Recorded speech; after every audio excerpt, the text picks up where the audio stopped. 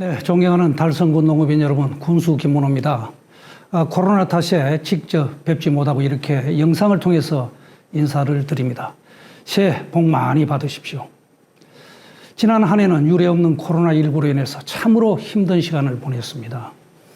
어려운 시기에도 우리 농업을 잘 지켜주시고 국민들의 먹거리 책임져 주신 농업인 여러분들께 깊은 감사의 말씀을 드립니다. 지난해 우리 달성농업은 많은 어려운 여건 속에서도 알찬 결실을 맺는 뜻깊은 한 해를 보냈습니다. 먼저 농산물 가공기술지원센터가 해썹 인정을 받으면서 우리 달성에서 만든 먹거리는 건강하고 안전하다는 것을 또다시 확인했습니다.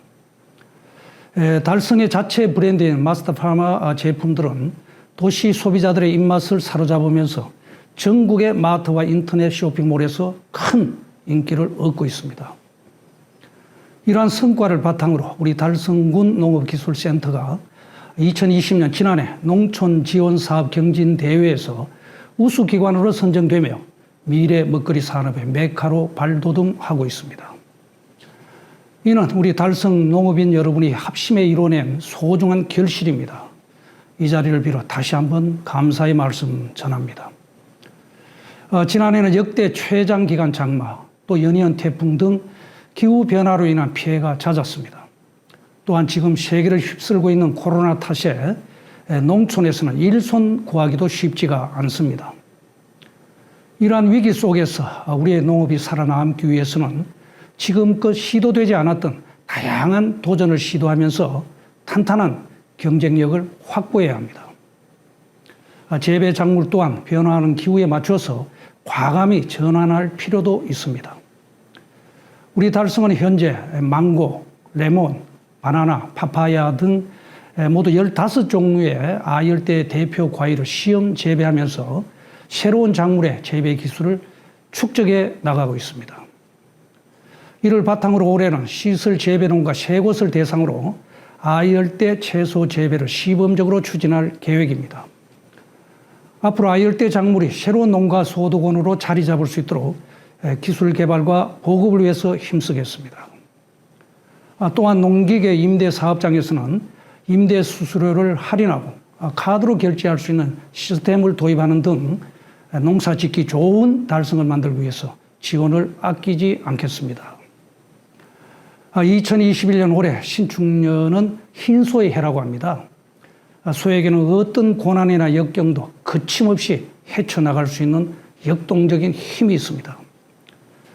자갈밭을 끊임없이 가는 소의 인내심이 결국에는 옥토를 만든다는 석전경우의 자세로 우리 달성은 앞으로도 우리 농업 발전을 위해서 우직한 소처럼 언제나 농업인 여러분과 함께 노력해 나가겠습니다.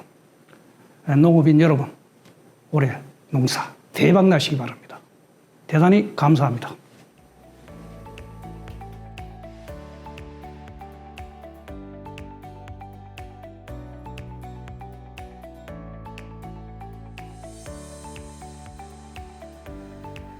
안녕하십니까.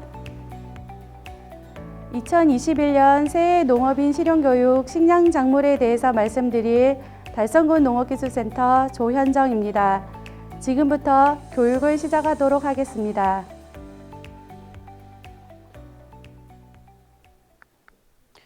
먼저 2020년산 쌀 생산 및 가격 현황입니다. 작년 한 해는 긴 장마의 영향으로 쌀 생산량이 전년보다 크게 감소하였는데요. 저희 달성군 농업인 여러분들도 고생이 많으셨던 한 해였습니다. 통계청 자료에 따르면 작년 쌀 생산량은 평년 대비 12.6% 감소한 것으로 조사되었습니다. 농촌경제연구원 농업관측일보에 따르면 2020년 11월 15일 전국 산지 쌀값은 전년 대비 13.5% 상승한 것으로 나와 있으며 향후에는 이보다 약간 하향된 가격에서 안정세를 유지할 것으로 전망하였습니다. 다음은 정부 보급종 공급 안내입니다. 벼, 보리밀, 콩, 봉감자 기본 신청 및 공급 시기는 표를 참고해 주시기 바라겠습니다. 벼는 작년 12월에 기본 신청 기간이 끝났으며 현재는 추가 신청을 받고 있습니다. 벼 보급종 추가 신청은 읍면별로 농기계 작물팀 또는 해당 농업인 상담소를 통해 신청해 주시면 되겠습니다. 추가 신청은 전국에서 남은 품종 잔량을 대상으로 신청이 가능하며 기간은 1월 29일까지입니다. 올해부터는 벼 정부 보급종은 미소독 종자만 신청이 가능합니다. 달성군 벼 정부 보급종 품종에 대해서 살펴보겠습니다. 올해 달성군에 보급되는 벼 보급종 품종은 총 5가지 품종입니다. 달성군 공공비축미 매입 품종은 조평과 일품으로 선정되어 있습니다. 조생종은 조평, 해담 두 품종입니다.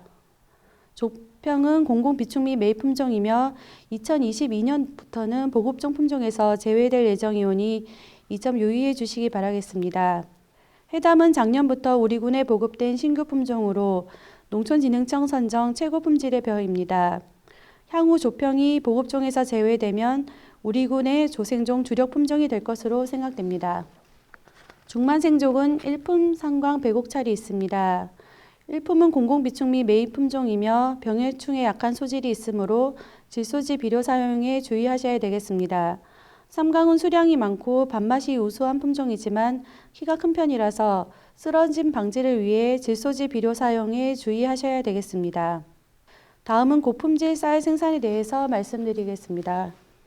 쌀 생산량에 비해서 소비량이 지속적으로 감소하고 있는 상황에서 농업인들께서는 수량보다는 소비자가 원하는 품질에 초점을 맞추셔야 되는데요. 밥맛이 좋은 쌀을 생산하시려면 고품질 품종 선택, 적기 이양, 표준 시비량 준수 등을 통해서 완전미 비율이 증가하고 단백질이 낮아지도록 하셔야 밥맛 좋은 고품질 쌀을 생산하실 수가 있습니다. 완전미의 비율이 높아야 된다고 말씀드렸는데 완전미의 의미는 밥맛을 떨어뜨리는 불완전한 쌀을 제외한 고품질 쌀을 말합니다. 고품질 쌀 생산을 위해서 중요한 몇 가지 사항을 말씀드리겠습니다. 먼저 종자소독입니다. 종자소독은 키다리병 등 종자로 전염되는 각종 병해충 방제에 효과가 있습니다. 특히 올해부터는 모든 보급종 종자가 미소독 종자로 보급되기 때문에 반드시 종자소독에 신경을 써주시기 바라겠습니다. 종자소독은 30도씨에서 48시간 약제 침지 소독을 하셔야 되는데요. 물 온도와 시간을 반드시 지켜주셔야 소독 효과를 나타낼 수가 있습니다. 또한 종자소독 시에는 벽시 공간을 충분히 확보하는 것도 중요합니다. 적용 약제 및 자세한 소독 방법은 농업기술센터 홈페이지를 참고하여 주시기 바라겠습니다. 다음은 적정 파종량 준수입니다. 농가에서 잘 지켜지지 않는 사항 중 하나인데요. 중묘 기준으로 130g이 적정 파종량인데 실제 농가에서는 200g 이상으로 밀식되게 파종을 하시는 경우가 많습니다. 적정 파종량보다 많이 뿌리실 경우에는 모가 약해지고 모의 소질이 나빠지는 원인이 되며 본답에서는 밀식의 원인이 되고 있으니 이 점을 주의하셔야 되겠습니다. 적기 모내기도 완전미 수량 확보의 중요한 요소인데요. 현장에서는 모내기를 앞당겨서 일찍 하시는 경향이 많다 보니 봄철 저온에 모짜리 피해를 받거나 여름철 고온기에 벼가 있게 되어 품질이 떨어지는 원인이 되기도 합니다. 고품질 쌀 생산을 위해서는 모내기 적기를 꼭 지켜주시기 바라겠습니다. 고품질 쌀 생산에서는 중요한 요소는 질소비료 적해주기입니다. 질소비료를 많이 사용하시게 되면 도열병 등 각종 병해충에도 피해를 많이 받게 됩니다. 또한 질소비료를 많이 주게 되면 불필요한 가지가 많이 벌어지게 되어 등숙 불량의 원인이 되기도 합니다. 질소비료는 생산량과 품질을 기준으로 300평당 9kg이 적당한 시비량입니다. 생육 단계별 물 관리는 표를 참고해 주시고요. 중간 물때기를 실시할 경우에는 불필요한 가지치기가 억제되고 토양에 금이 갈 정도로 강한 물때기를 하면 토양 속의 유해 물질이 제거되고 뿌리가 깊이 내려가 쓰러짐 방지에도 효과가 있습니다. 마지막 물때기는 농작업 관리에 지장이 없는 한 늦게 떼어주시는 것이 품질에 도움이 되겠습니다. 다음은 작년 한 해 동안 현장에 있었던 애로사항에 대해서 말씀드리겠습니다. 봄철 육묘 시에 가장 문제가 되고 있는 이꽃병과 뜬묘입니다. 이꽃병과 뜬묘는 구별하기가 힘들고 서로 섞여 있는 경우가 많이 있습니다. 이꽃병은 봄철 저온 시 모가 약해졌을 때 병균의 침입으로 일어나며 뜬묘의 경우에는 야간의 저온과 낮의 고온으로 일교차가 클 때 나타내는 생리장애라고 보시면 되겠습니다.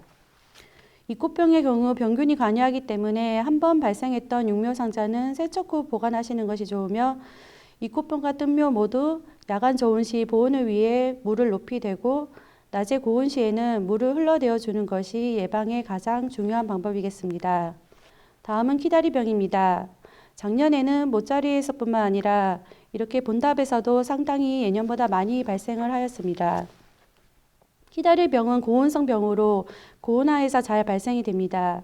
키다리병은 종자로 전염되기 때문에 종자 소독이 매우 중요합니다.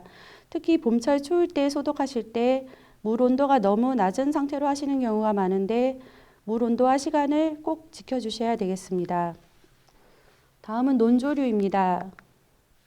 최근 봄철 기온이 높아짐에 따라 발생이 많아지고 있는 추세입니다. 발생 시에는 물 걸러대기를 하여 생육 환경을 개선시켜주는 것이 가장 중요하며 필요시에는 조류 방제 전용 약재를 사용하실 수도 있습니다.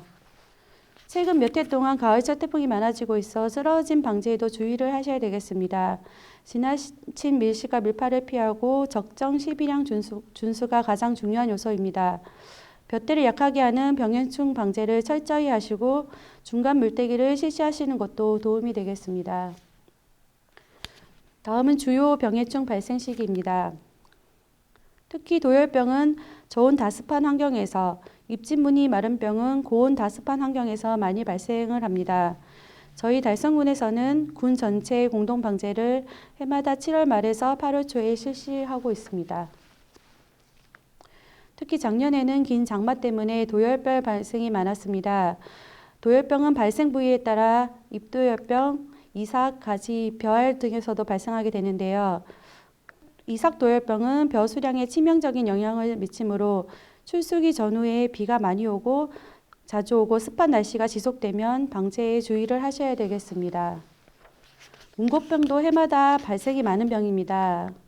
문고병은 균핵의 형태로 월동을 하기 때문에 한번 발생했던 논에서는 특히 주의를 하셔야 되겠습니다. 문고병은 고온 다습한 환경에서 발생이 많고 밀식되고 가지가 많은 논에서 통풍이 제대로 되지 않을 경우 발생이 많습니다. 질소비를 사용해 주의를 하셔야 되며 가지 아래 부분에서 위로 올라오기 때문에 관찰을 잘 하셔서 위쪽으로 올라오기 전에 방제를 하셔야 되겠습니다. 해충으로는 작년에 홍명나방 피해가 많았는데요. 유충이 잎을 세로로 말고 있어 약재 방제가 힘든 경향이 있습니다. 일반적으로 피해 잎이 한두 개 보일 때가 방제 적기이며 비례 시기가 빠르고 비례량이 많은 해에는 7에서 10일 간격으로 2, 3회 방제하시면 되겠습니다. 병해충 정보는 국가농작물 병해충 사이트를 이용하시면 편리하게 정보를 얻으실 수가 있겠습니다. PLS 제도의 시행으로 농약 잔류 허용 기준이 강화되었습니다. 농약을 사용하실 때는 반드시 농약 안전 사용 기준을 준수하셔야 되겠습니다. 이상으로 간략하게 벼농사를 준비하시면서 알아두셔야 할 사항을 말씀드렸습니다. 농업 현장을 묵묵히 지켜주시는 농업민들께 항상 감사를 드리며 올 한 해도 풍년 농사를 이루시기 바라겠습니다. 감사합니다. 안녕하십니까.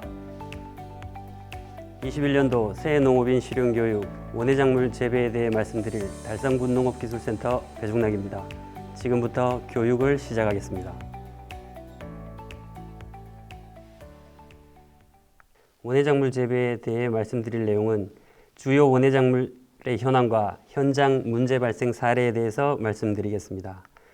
처음으로 주요 원예작물의 현황입니다. 참고로 지금 보시는 내용은 달성군에 관한 사항이며 가격 예상은 강사의 개인적인 의견임을 말씀드립니다. 첫 번째로 마늘입니다. 마늘의 전국 재배 면적을 보시면 전년보다 5.7% 줄었고 평년보다 7.9% 줄었습니다. 재고량은 평년 대비 9.2% 감소했습니다. 재고량이 줄었고 면적이 줄었기 때문에 당연히 가격은 상승세를 띌 것으로 보여집니다. 표를 보시면서 말씀을 드리겠습니다. 지금 2020년산 마늘 가격이 상당히 좋습니다. 평년이나 19년산에 비해서 이 가격이 계속 유지되면서 오히려 조금 더 상승하지 않을까 그렇게 생각이 됩니다. 마늘 재배에 대해서 말씀드릴 내용은 한 4가지 정도가 됩니다. 그 중에 첫 번째로 황산가리. 황산가리는 마늘에 꼭 사용해야 될 비료가 되겠습니다. 사용하면 7% 증수 효과가 나오고 특히 저장성이 좋아지기 때문에 씨마늘에서는 꼭 황산가리를 사용하셔야 됩니다. 참고로 복합비료나 NK비료에는 염화가리가 주로 쓰이기 때문에 황산가리로 대체해서 따로 쓰시는 걸 추천드립니다. 두 번째로 규산입니다. 300평에 7포, 140kg 정도 사용하시면 5% 정도 증수 효과가 있습니다. 마늘의 모양이 전체적으로 길어져서 더 커지기 때문에 증수 효과가 있으니까 사용하시는 걸 추천드립니다. 세 번째, 관수입니다. 4월에서 6월 서늘할 때 물을 줘야 된다. 이게 무슨 말이냐면 4월부터는 낮의 온도가 30도 이상 치솟는 날이 많습니다. 날이 많이 더울 때 갑자기 찬물이 들어가면 순간적으로 위축이 될 수 있고 냉해, 좋은 장애를 받을 수 있습니다. 냉해는 아니고 좋은 장애를 받으실 수 있습니다.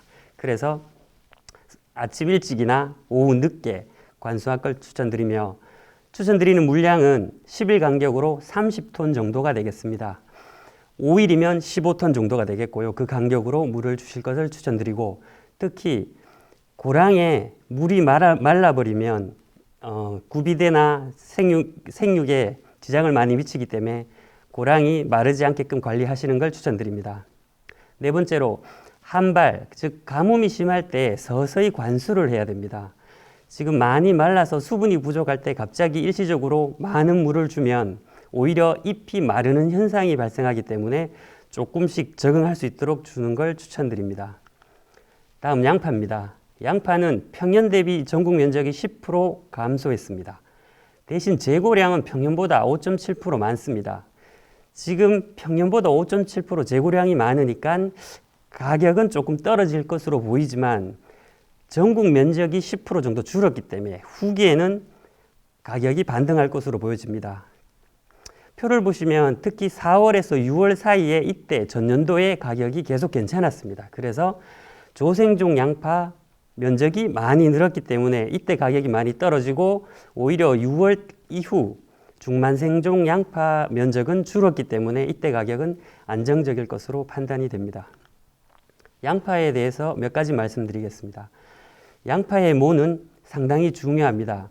우선 엽초경 7mm, 즉 양파 모종에서 가장 굵은 부분 직경이 7mm가 되도록 키우면 생산량이 가장 많아지게 됩니다. 그리고 모를 생산하면서 질소 인산가리를 골고루 잘 사용하셔야 후기 본포에 나가서의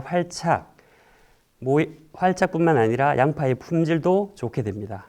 그래서 질소 인산가리를 모종 키울 때 충분히 사용하시길 추천드립니다. 두 번째, 구비대 저온이 20도. 이 말은 양파가 비대되는데 가장 적당한 온도가 20도입니다. 그렇기 때문에 이 복토 시기가 상당히 중요합니다. 흔히들 복토는 월동 전에 하시는 분들이 많지만 실제로 복토를 해야 되는 시기는 3월 말에서 4월 초 시기입니다. 이 3월 말부터 온도가 많이 올라가기 때문에 오히려 20도 이상으로 올라가 버립니다. 그렇기 때문에 이때 복토를 하는 게 맞고 월동 전에 복토를 할 경우에는 2월 달에 온도가 올라가지 않기 때문에 오히려 구비대가 덜 이루어지게 됩니다. 그래서 복토 시기는 3월 말에서 4월 초에 하시는 게 맞고 오히려 내가 잡초 때문에 월동 전에 무조건 복토를 해야 되겠다 이렇게 판단되시면 흑색 멀칭이나 녹색 멀칭을 하셔서 복토를 안 하시는 방법으로 생각을 해 보셔야 되겠습니다. 세 번째로 조생종 양파에는 사양토, 모래땅이 좀 더 적합하고 저장용 양파에는 식토, 즉 찰땅이 유리합니다. 모래가 섞인 토양은 봄에 일찍 온도가 잘 올라갑니다. 그래서 일찍 생산해내는 양파에 유리하고 저장용에는 찰땅이 온도가 서서히 올라가기 때문에 구비대가 서서히 이루어져서 조직이 치밀해집니다. 그래서 저장용 양파는 식토가 유리하게 되겠습니다. 네 번째로 퇴비. 퇴비 같은 경우에 300평에 3톤 정도까지는 생산량이나 품질에 큰 영향을 미치게 됩니다. 그렇지만 3톤이 넘어가게 되면 이게 내가 준 만큼의 효과를 못 보기 때문에 300평에 2톤에서 3톤 정도 양을 추천드리고 이 퇴비 중에 개분은 사용하시지 않는 게 맞습니다. 개분 같은 경우에는 물리성이나 화학성을 많이 망치게 됩니다. 사용하시더라도 300평당 200kg 이하 사용하시고 한 2, 3년에 한 번 정도만 쓰실 걸 추천드립니다. 그리고 추비 같은 경우에는 3월 중순까지 맞춰야 됩니다. 그 이후까지 주게 되면 저장성이 떨어지기 때문에 3월 중순까지 끝내고, 추비를 주실 때는 물비료로 주시는 게 품질이나 그 수량에 훨씬 좋은 영향을 미치게 됩니다. 내 땅이 건조하면 물 400리터, 물이 충분하면 200리터에 내가 주고 싶은 비료를 녹인 다음에 물비료로 주시면 되겠습니다. 다음, 참외, 수박, 양배추, 토마토 한 목에 말씀을 드리겠습니다. 참외 같은 경우에는 전년도에 비해서 5% 재배 면적이 감소할 걸로 예상이 됩니다. 그 감소되는 물량은 김천 같은 경우에는 샤인머스켓으로 샤인머스켓 포도로 작목이 많이 전환되었습니다. 작년에 생각해 보시면 장마가 상당히 길었습니다. 그래서 그 기간 동안 수량이 급격하게 떨어졌고, 그래서 수량이 적은데 올해 면적이 5% 줄었습니다. 5% 준 면적만큼 수량이 감소하면 전년이랑 비슷할 것으로 판단이 됩니다. 그래서 가격도 비슷하지 않을까 그렇게 생각이 되어집니다. 수박 같은 경우에는 지금 전망이 좋지는 않습니다. 초기에 약간 폭락을 해서 후기에 조금 반등하지 않을까. 왜냐하면 전년에 비해서 6% 정도 늘었습니다. 이 6%가 는 경우가 봄에 일찍 생산되는 수박이 6% 늘었습니다. 요거는 표를 보면서 뒤에서 다시 설명을 드리겠습니다. 봄 양배추 같은 경우에는 전년 대비, 평년 대비 면적이 2.7% 정도 늘었습니다. 그래서 특히 제주도 남해안에서 생산되는 1월 달부터 생산되는 양배추 수량이 많아졌기 때문에 그게 우리 지역에서 출하하는 5월 초까지 영향을 미쳐서 가격은 약세로 추측을 해볼 수 있습니다. 토마토 같은 경우에는 초기는 하락세, 후기에 가서는 소폭 상승이 될 것으로 생각이 되어집니다. 표를 보시면 수박 같은 경우에는 4월에서 5월 달에 생산되는 수박 가격이 이제까지 상당히 괜찮았습니다. 특히 전년도에 상당히 괜찮았기 때문에 지금 그 기간에 생산하려고 전국적으로 4월에서 5월 사이에 많이 생산하려고 정식에 들어갔습니다. 그래서 그때 가격은 많이 떨어지고 5월 중순부터 생산되는 수박의 양은 조금 감소할 것으로 판단이 돼서 후기에는 반등하지 않을까 그렇게 판단이 됩니다. 봄 양배추는 12월까지 가격이 상당히 괜찮았습니다. 근데 여기도 마찬가지로 봄 양배추 이제 2, 3월, 4월 달에 생산될 양배추량이 상당히 많습니다. 그래서 이 여파가 우리 쪽에서 생산되는 4월 말, 5월 중순까지의 영향을 미쳐서 가격이 많이 좋지는 않을 거다 그렇게 판단이 됩니다. 고추는 앞에서 말씀을 안 드렸지만 표를 보시면 평년이나 19년산보다 2배 가까이 좋은 가격을 20년에는 유지를 했습니다. 그 이유가 작년도에 장마 기간이 길었기 때문에 생산량이 23%나 감소했습니다. 그래서 올해는 5% 정도 증가할 것으로 예상이 됩니다. 근데 5% 정도 증가 예상하고 만약에 재해가 없으면 생산량이 상당히 많아지기 때문에 가격은 원래 많이 떨어질 것으로 판단이 되어집니다. 지금부터는 2020년에 우리 달성군에서 일어났던 문제에 대해서 설명을 드리겠습니다. 보시는 사진은 마늘 재배 사진인데 앞쪽에 보시면 많이 고사하고 생육이 좋지 않습니다. 이게 4월 초기 때문에 생육이 상당히 괜찮아야 되지만 좋지 않았습니다. 여기 토양 검사를 해보면 토양 산도가 pH 4.5 정도가 나왔습니다. 그러니까 이 포장에 대해서는 미숙 퇴비를 많이 사용했고 석회를 사용하지 않았습니다. 그것 때문에 발생한 산성 피해가 되겠습니다. 마늘 재배에 있어서는 300평당 100kg에서 150kg의 석회를 꼭 사용하셔야 되며 미숙 퇴비는 사용하지 않으셔야 되겠습니다. 다음에 마늘 사진은 입구에만 잎 마름 증상이 일어나고 뒷부분에는 생육이 상당히 좋았습니다. 이 포장 같은 경우에는 퇴비를 살포하기 위해서 앞부분에 지금 누렇게 마르는 부분에 퇴비를 많이 쌓았다가 그것을 살포한 경우입니다. 그래서 이 부분에는 퇴비가 상당히 많아져서 비료 퇴비 과잉에 인한 과범무 현상입니다.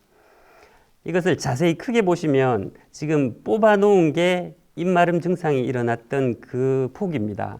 정상적인 것보다 두세 배가 더 굵은데 그만큼 비료를 많이 먹고 많이 성장해버렸기 때문에 실제로 안에 마늘은 생기지 않고 스펀지 마늘처럼 많이 구만 커진 경우입니다. 비료나 퇴비를 과잉으로 사용하지 않아야겠습니다. 다음은 양파 사진인데 이제 갈라보면 무름 증상이 많이 나왔습니다. 그러니까 평년보다 거의 한 5%에서 10% 이상 더 무르는 증상이 많이 나왔는데 작년에는 비가 많았던 시기이기 때문에 수확기에 특히 비가 많았습니다. 그래서 수확 후 건조가 제대로 이루어지지 않아 무름 증상이 많이 발생하였습니다. 이번 사진은 오이가 마른 증상입니다. 이번 사진 같은 경우에 이 농가는 지금 두 번째 정식을 했는데도 불구하고 잎이 다 말라버린 사진입니다. 가까이 보시면 잎이 하얗게 타버렸죠. 이 같은 경우에 이 농가도 미숙 퇴비를 많이 사용하였습니다. 미숙 퇴비를 많이 사용하면 이 퇴비가 땅속에서 썩으면서 유기산을 많이 생성합니다. 이 유기산에 의해서 토양 산도가 급격히 떨어지면서 아질산 가스가 많이 올라와서 잎을 태운 경우입니다. 퇴비는 미숙 퇴비를 사용하지 마시고 무조건 완숙 퇴비를 사용하셔야 이런 가스 피해를 막을 수 있겠습니다. 저희가 이 농가에서 처방을 석회 7포, 300평에 석회 7포를 처방한 후 2달 후의 생육 모습입니다. 토양 산도가 많이 떨어진 걸 석회로 중성으로 보정해주고 그래서 잎 타는 현상 없이 정상적으로 생육을 한 경우입니다. 지금 보시는 사진은 가지 사진입니다. 여기도 500평 한동 잎마름 증상이 전체적으로 다 일어났는데 지금 30일째 이런 현상이 일어나서 그제서야 저희한테 원인을 찾아달라고 연락이 온 상태입니다. 만약에 500평 전체에 똑같이 잎마름 증상이 발생을 하면 이거는 병이나 축은 거의 아니라고 보시고 생리장애로 보셔야 되겠습니다. 우리가 이 농가에 가서 여러 방면에서 찾아보다가 저희가 찾은 게 지금 보이는 이 영문으로 된 이 포대를 찾았습니다. 이게 보릭 엑시드인데 붕산입니다. 이 농가는 이게 미네랄이라고 한번 관주할 때마다 1kg씩 사용하였는데 그렇게 미량 원소더라도 이제 뭔지 모르고 그렇게 많이 과용으로 사용하시면 안 되고 적정량을 사용하셔야 되겠습니다. 이 농가도 저희가 석회 포화액을 일주일 간격으로 3번에서 4번 정도 관주하라고 처방을 하였습니다. 그래서 한 20일 경과한 후 잎이 거의 살아났고 55일 경과 후에는 정상적인 모습으로 돌아와서 정상적인 생산을 할 수 있었습니다. 지금 보이는 사진은 원래 특히 배추 재배에서 많이 일어났는데 잎 끝부분이 황화되는 증상입니다. 이런 증상은 작년도 같은 경우에는 수분 부족에 의해서 잎 황화 증상이 많이 일어났습니다. 이런 증상은 주로 가리 결핍 증상인데 아마 전년도에 장마가 길었고 비가 많이 왔기 때문에 토양에 있는 가리 유실이 많았고 또 수분 부족에 의해서 가리 결핍 증상이 동시에 겹쳤기 때문에 많이 일어나지 않았나. 배추가 속이 많이 찰 때는 수분을 충분히 줘서 이런 잎마름 증상이 일어나지 않도록 관리하셔야 되겠습니다. 지금 보시는 사진은 네트 메론 사진입니다. 이것도 잎끝 마름 증상이 일어나듯이 앞에 배추와 비슷하게 가리 결핍 증상입니다. 근데 이 토양에 가리가 결핍하냐? 절대 그렇지 않습니다.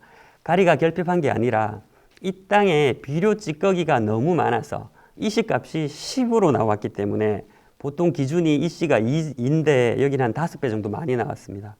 그래서 염류 과잉으로 인한 가리 결핍 증상이 일어났습니다. 이 농가에 대한 처방은 그냥 비료 찌꺼기가 많기 때문에 담수를 하든지 아니면 화분과 작물을 심어서 비료를 뽑아내는 방법을 쓰셔야 되겠습니다. 이 농가는 모내기를 해서 비료를 뽑아내려고 모내기를 하니까 땅 속에 많은 비료 성분, 특히 인산으로 인해서 녹조 현상이 급격하게 일어나서 물이 검은색으로 바뀔 만큼 이런 현상이 일어났습니다. 이 농가는 몇 년 이렇게 관리를 하셔야 땅속에 비료 찌꺼기를 많이 끄집어낼 수도 있고 특히 메론을 재배할 때 비료가 과잉되지 않게끔 적정량을 사용하셔야 이런 피해를 줄일 수 있겠습니다. 이제 문제점의 마지막 사진으로 토마토에 중간중간 잎에 시드는 증상입니다. 이건 전체적으로 시드는 게 아니라 초기에는 중간에 잎이 한두 개씩 이렇게 시듭니다. 이런 증상은 앞의 증상과 비슷하게 땅에 이씨값이 이 농장은 6.5 정도 됩니다. 즉 비료 찌꺼기와 비료가 너무 많아서 생긴 탈수 증상이라고 보시면 됩니다. 근데 이건 작기주기이기 때문에 어떻게 다른 처방은 있을 수 있는 게 별로 없고, 저희가 처방한 거는 지금 보시는 사진과 같이 이제 고랑마다 물을 주게 되면 그 고랑의 물이 이제 작물체로 모여들면서 비료를 같이 모으게 됩니다. 그러면 식물이 더 시들기 때문에 이 사진과 같이 고랑을 건너서 물을 주면 물을 대지 않은 고랑까지 이 물이 비료를 끌고 갑니다. 그래서 작물에는 비료기가 좀 낮아져서 정상적으로 이 농가도 이렇게 관리를 해서 끝까지 수확을 마친 경우가 되겠습니다. 이제 마지막으로 자연재해에 대해서 말씀드리고 마치겠습니다. 특히 겨울철 자연재해, 강풍, 대설, 한파입니다. 강풍 예보가 뜨면 고정끈으로 확실히 고정을 하시고 환기창이 있으면 닫고 환풍기를 가동하셔야 되겠습니다. 대설주의보가 뜨면 보강지주를 설치하고 온실에 쌓인 눈을 쓸어내립니다. 보온 커튼을 열고 난방기를 가동하고 그것까지도 쌓인 눈을 해결 못할 경우에는 비닐을 찢어서 이 골주라도 살리는 방법으로 선택을 하셔야 되겠습니다. 세 번째로 한파인 경우에 우선 난방기가 정상적으로 작동하는지 확인을 하셔야 되겠고, 급격히 떨어지는 온도를 난방기가 보충을 못할 경우에는 대체 연료인 양초와 알코올을 준비를 하셔야 되겠습니다. 만약에 자연재해가 발생했을 경우에는 어떻게 하느냐, 신속한 복구로 동해나 저온 피해를 최소화하셔야 되겠고, 보온재를 이용하여 소형 터널을 빨리 설치를 하시고 연면 시비를 하셔야겠습니다. 회복이 불가능하다고 판단될 경우에는 빨리 대파나 재정식을 하셔서 더 이상 피해를 없도록 하셔야 되겠습니다. 이상으로 원예작물 재배에 대해서 마치겠습니다. 감사합니다. 안녕하십니까. 2021년 새해 농업인 실용교육 과수 분야에 대해서 말씀드릴 달성구 농업기술센터 최태진입니다. 지금부터 교육을 시작하겠습니다.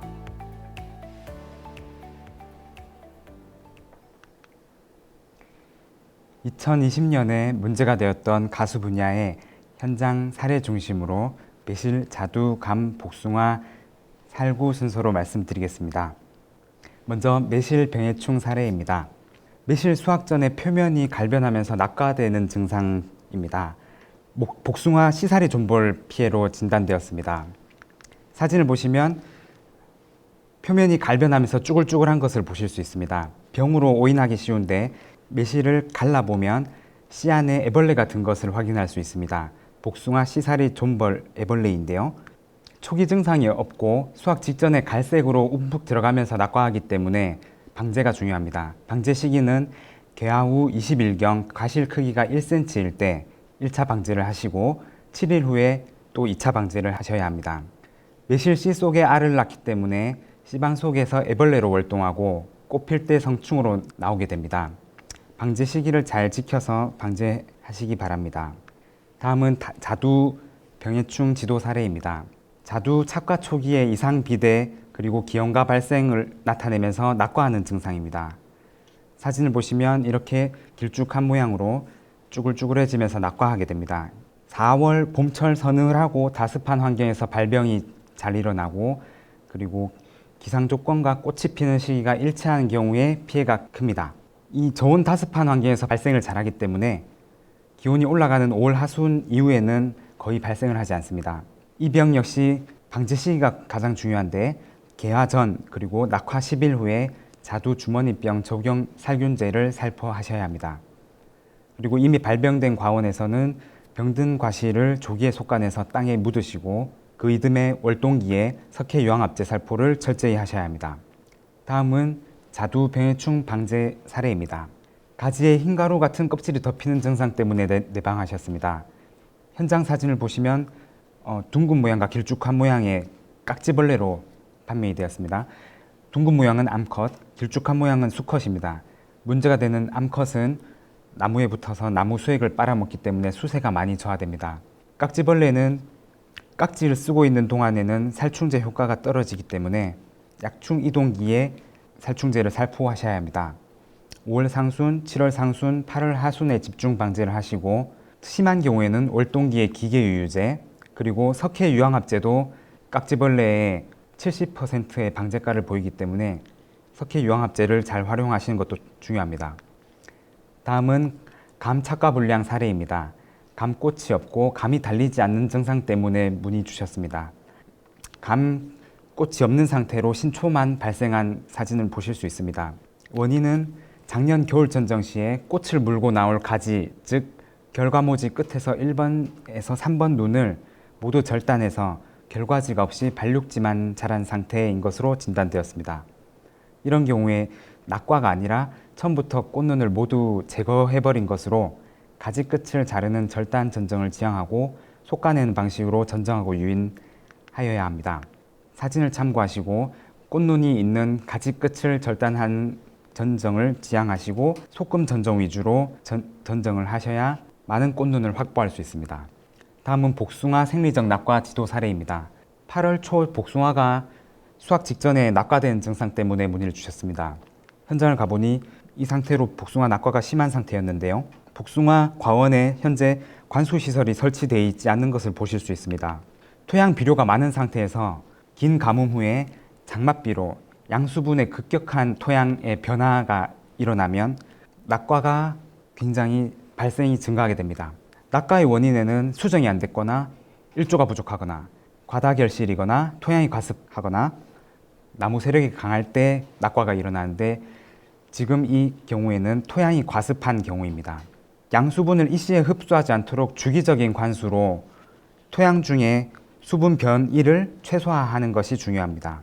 우리나라 연중 강우량은 4월, 5월, 10월, 11월에 우리나라 연중 강우량과 토양 중 수분 변이 관계를 보시면 1차 수분 부족기는 4월, 5월, 2차 수분 부족기는 10월, 11월입니다. 이 시기에는 물이 토양 중에 항상 부족하고 7, 8월 장마기에는 항상 물이 과잉되게 됩니다. 이 수분 편차를 최소화하는 것이 중요한데 그것을 위해선 주기적인 관수가 필요합니다. 관수는 그 어떤 다른 농기술보다 품질과 생산성을 높일 수 있는 근본적인 기술입니다.